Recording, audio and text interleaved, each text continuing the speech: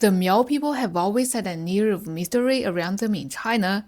Mostly living in the southwestern regions, they are often found deep in the mountains and forests, places that still preserve a lot of untouched natural landscapes, and, of course, all kinds of mysterious cultural traditions.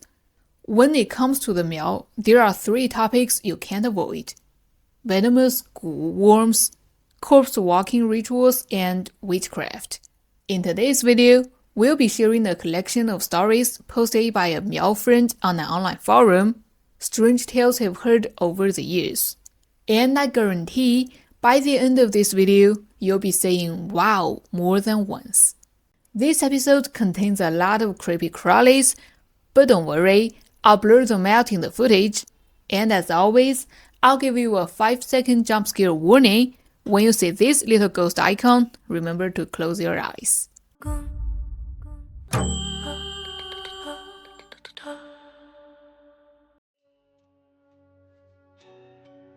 I'm not sure if people nowadays still think of Miao villages as mysterious places, but for me, they absolutely are.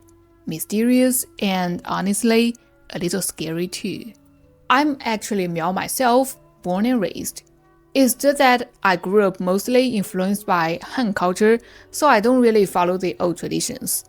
But today, I want to take this chance to share with you some of the witchcraft stories I grew up hearing and even experiencing.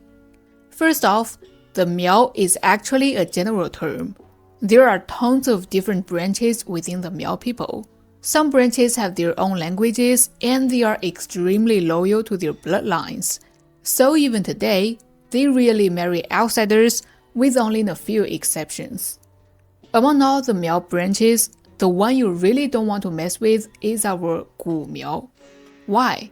Because we know how to use Gu, a type of curse with crawlies. To be honest, when I was a kid, I didn't believe in that stuff at all. There's no scientific proof, right? But then something happened when I was about 10 years old, something I still can't explain to this day. I grew up living in a small alley. At the entrance of the alley, there was an old lady who sold sunflower seeds. I was a mischievous kid, and I'd either sneak some seeds without paying or buy a tiny handful for a dime, and then sneak an extra handful when she wasn't looking. I pulled this little trick a lot, until one day, right after I doing it again, I went home and suddenly got this horrible stomachache. My mom rushed me to the hospital, but after running a bunch of tests, the doctors couldn't find anything wrong. That's when my grandma, who knew a little bit about Gu magic, said, "This isn't good. I think he's been cursed." She immediately took me back home. Once we got there, she pulled up my shirt and started feeling my stomach. But soon, her face darkened. She turned to my mom and said, "It's a bug curse. Who did it offend? And why so heavy-handed to a little kid?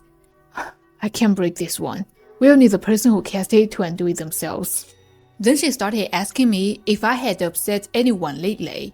Any old people maybe? And had anyone been moving their mouth weirdly at me, or had I eaten anything strange at someone else's house? That's when I remembered the sunflower seed lady. She had been especially mean that day. When I grabbed an extra handful, she even pinched my fingers hard, glaring at me, so I told Grandma everything. Grandma didn't waste a second. She rushed out and, a little while later, came back with the old lady. They spoke in Miao language I couldn't understand, but I guess Grandma was apologizing on my behalf. Meanwhile, I was lying on the bed, crying my eyes out from the pain. Turns out, the old lady wasn't completely heartless.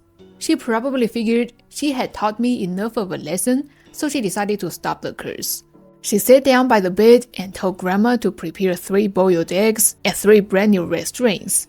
Then, she poured herself a cup of wine and sipped it while scolding my mom, who just kept apologizing. Few minutes later, when Grandma brought the eggs, the old lady tied the red strings around them, pricked her own arm with a needle, and let a drop of blood fall onto each egg. She waited for the strings to absorb the blood, then started rolling the eggs all over my stomach while chanting something under her breath. 1 egg, 2 eggs, 3 eggs. After she finished, she asked me, Does it still hurt? That's when I realized the pain was completely gone, like magic. After sitting for a bit longer, the old lady left. And that's when Grandma peeled the eggs. At first, they looked normal, but once we opened them up, where the yolks should have been, there were clusters of tiny, white worms still wriggling. All 3 eggs were the same. The scene was so horrifying. I don't think I'll ever forget it. Later on, I thought carefully about it. Those eggs were just regular ones Grandma had bought at the market earlier that day, and she boiled them herself, and the old lady never touched the eggs before rolling on my stomach. There was no way she could have planted those worms in there. To this day, I still don't know how it worked. Grandma later warned me that with this kind of gu, only the person who cast it can lift it. If anyone else tries, the bugs will crawl into the new person's body through their hands. She also said that old lady was ruthless and told me if I ever saw her again to stay as far away as possible. Anyway, here's a little tip for you guys. If you ever visit a Miao village and you see someone making strange mouth movements toward you, just in case, quickly pinch your middle finger with your thumb. It's a little trick that can ward off some of the weaker curses. Stay safe out there. If you want someone to fall in love with you, you can use something called a heart curse or love curse. But these two aren't the same thing. The heart curse has to be agreed upon by both people. If either one breaks a promise, both will die. The love curse, though, is one-sided. You can cast it without the other person's knowledge, but if it's broken, the curse will backfire and hurt the one who cast it. However, love curses are really hard to break because the victim usually doesn't even realize they've been cursed. My grandma once told me a story about love curse from when she was very young. At that time, she had a best friend, a really beautiful girl. But this girl wasn't just good looking. She was easygoing and outspoken, and her archery and knife skills were top-notch. Often joining her father on hunting trips, she also developed a strong, athletic build. Anyway, she had a real charm. But one day, after a hunting trip, she went to the market to sell animal hides, and when she came back, something about her just wasn't right. Well, she suddenly became quiet and gloomy. She started running off alone into the mountains to drink by herself. Her father thought maybe she'd fallen in love, but he was too embarrassed to ask, so he just let her be. Luckily, my grandma was close to her, so one day she asked her in private, "Honey, what's going on with you? You look like you've lost your soul. Are you in love with someone?" No, I don't know. I just feel like something's missing inside me." A few weeks later, she went with her father to the market again, but this time, she didn't come back. Worried, Grandma asked what happened, but her dad just stayed silent, face dark with worry. 3 days later, the girl finally returned, but she acted like nothing happened and went straight out to invite Grandma to go swimming. Grandma was super curious and tried to ask her what had happened, but the girl just smiled mysteriously and said, "I'm not telling you." Life went on like normal, but the girl's behavior kept getting weirder. First, she stopped going hunting with her father. Instead, she sneaked out of the village by herself again and again. But each time, her face grew paler and she drank more and more, to the point where she even started getting drunk. Grandma was super worried about her. She kept trying to ask what was going on, but still, she wouldn't see anything. Eventually, everyone figured it out, because her belly started to swell. Back then, the village was very traditional, and a married girl getting pregnant was unacceptable. But the villagers felt sorry for her. They said if she just told them who the father was, they wouldn't punish her. They would even let them get married. But no matter how much they asked, the girl stayed silent. Later, Grandma found out it wasn't that she wouldn't say. She honestly didn't know. Her belly grew bigger by the day, and the villagers' patience were thinner and thinner. They couldn't allow a child with no father to be born in their village, so they started talking about using the old family punishment. The girl's father begged them to give her more time, but she still couldn't name the father. Just when things looked hopeless, something unexpected happened. There was a shaman woman from another village nearby who came over looking for some medicinal herbs. She heard about the situation and felt something wasn't right, so she decided to visit the girl's home. Sure enough, when she saw the girl, she quickly sensed that things were very wrong. First, she asked the father, "Did you meet any strange people at the market?" "We ran into 3 men from the neighboring Black Miao village. My daughter even had drinks with them." The shaman's face darkened. "Your girl has been hit with a love curse," she said coldly, "and within 2 months, she accidentally placed a heart curse on herself. What a fool." Hearing that, everyone there was stunned. Because if someone gets hit with both a love curse and a heart curse, there's no way to break it. And if the curse is betrayed, both sides will die, guaranteed. But our village was famous for being masters of witchcraft. How could this have happened under their noses? Nobody could figure it out. The shaman quickly gathered a group of strong men and headed to the Black Miao village. When she came back, she sat down with the girl and asked, "Did you know someone placed a love curse on you?" The girl lowered her head and said, "At first, I didn't know. I just felt like someone kept calling to me in my dreams, telling me to find him." "Then why did you place a heart curse? Did you even know what kind of person he was? Did you ask if he really wanted to be with you?" "No. He told me he didn't care if he died, as long as we could be together." The shaman gave her a sharp look, then turned to the father and said, "Your daughter belongs to this village, but the child in her belly is a bastard. It can't stay, and the man who cursed her must be dealt with too." "No, you can't kill my child. He wants me. He knows about the curse. He wouldn't risk both our lives if he didn't love me." The shaman shook her head in disappointment. "You're still lying to yourself? Haven't you felt the pain in your chest? Haven't you noticed your nosebleeds? Are you still fully conscious? Hasn't the curse inside you been sending you warnings?" "No, it's not like that." The girl kept shaking her head desperately, tears streaming down her face. The shaman ignored her and ordered the man to head out to deal with the culprit behind it all. Grandma sat down next to the girl and tried to comfort her. That's when she saw it. The girl's nose was bleeding. The blood wasn't red, it was a dark, purplish black. In that moment, Grandma believed everything. 3 days later, the shaman returned, accompanied by the man who had cast the curse. The shaman locked him in a small room and then told the girl, "I've asked him everything. This man once saved someone from our village, and that person taught him the love curse, but he was never told the consequences. When you asked him to cast a heart curse, he agreed sincerely at the time, but when he later learned the true horror of it, he regretted it. He began searching for someone to break the curse, but how could the heart curse be undone so easily? Now, because he wants to go back on his promise, the curse begins to backfire, and you are both suffering from the consequences.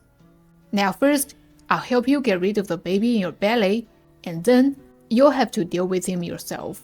Only then will you have a chance to survive, otherwise, you'll both die together."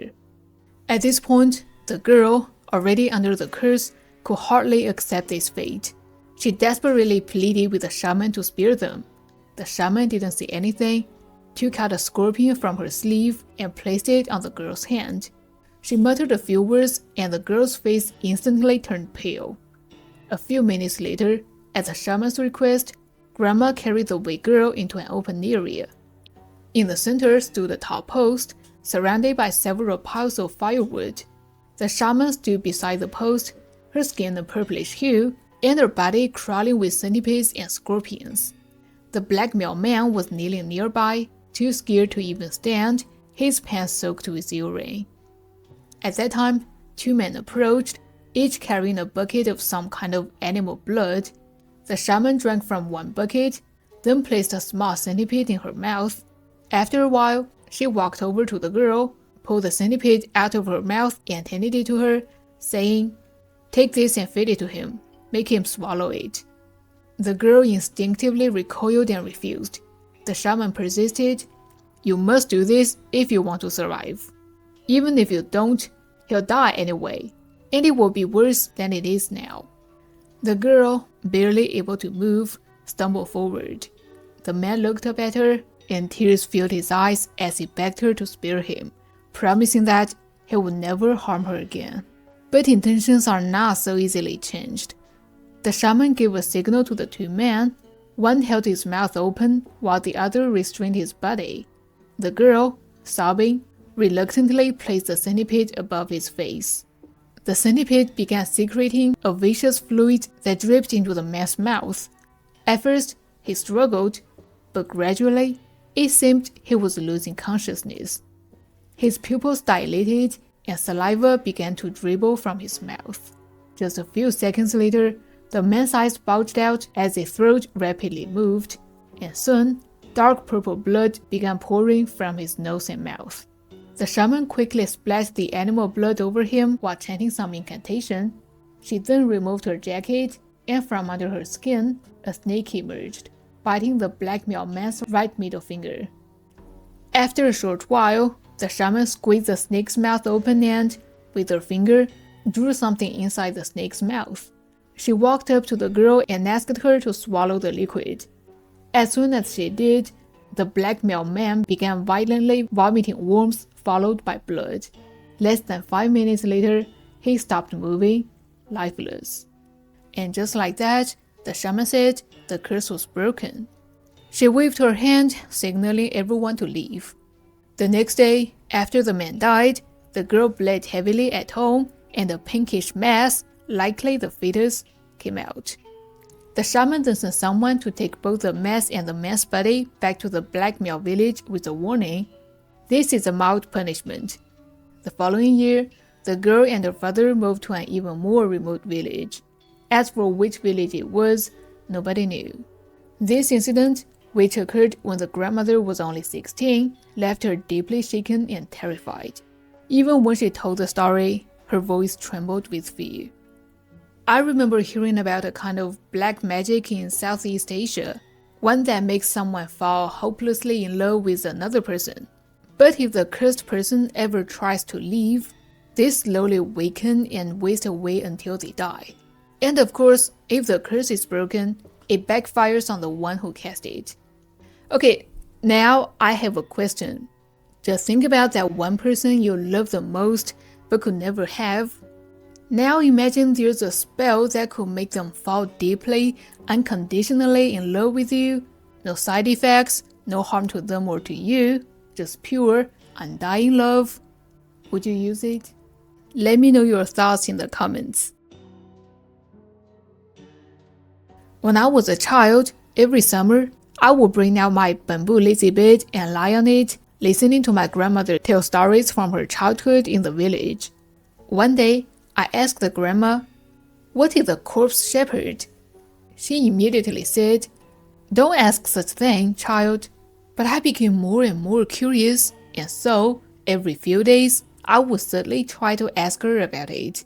But even when I turned into my teenage years, Grandma still said the same thing: "Don't ask such things, child." Later, in high school, I started searching for information on the topic, and I learned that a corpse shepherd was someone who guided the dead to walk. A long time ago, when transportation wasn't as developed, it was a big hassle for someone who died in distant places to return home for burial. Over time, this led to the profession of corpse shepherd. Two people, one in front and one behind, walking with a corpse in between. But the mystery was, why did the corpses walk? No one really knew. Then one evening, while having dinner, I brought it up again with Grandma. I think this whole idea of corpse shepherding is nonsense. How can a dead person walk that far? Won't they decay? It's not scientific at all. To my surprise, my grandmother glared at me and said, "What do you know, child? Don't talk nonsense." "I don't know because you won't tell me, so I'll never know."